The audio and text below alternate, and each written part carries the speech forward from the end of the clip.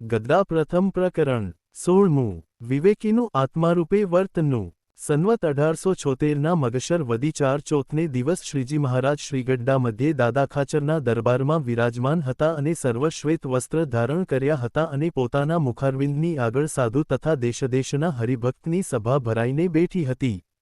પછી શ્રીજી મહારાજે એમ વાર્તા કરી જે ભગવાનના ભક્તને સત અસતનો વિવેક હોય તે તો જે અવગુણ પોતામાં હોય તેને જાણે અને વિચારીને તેનો ત્યાગ કરી દે.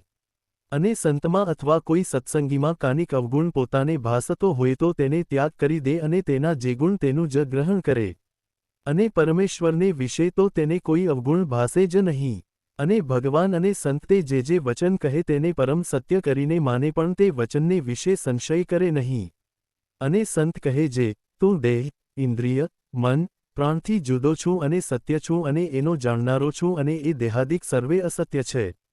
એમ વચન કહે તેને સત્ય માનીને તે સર્વથી જુદો આત્મારૂપે વર્તે પણ મનના દાટ ભેળો ભળી જાય નહીં. અને જેણે કરીને પોતાને બંધન થાય અને પોતાને એકાંતિક ધર્મમાં ખોટે આવે એવા જે પદાર્થ તથા કુસંગ તેને ઓળખી રાખે અને તેથી છેટે જ રહે અને તેના બંધનમાં આવે નહીં. અને સવળો વિચાર હોય તેને ગ્રહણ કરે અને અવળો વિચાર હોય તેનો ત્યાગ કરે એવી રીતે જે વર્તતો હોય ત્યારે જાણીએ જે તેને વિવેક છે. ઇતિ વચનામૃતમ 16.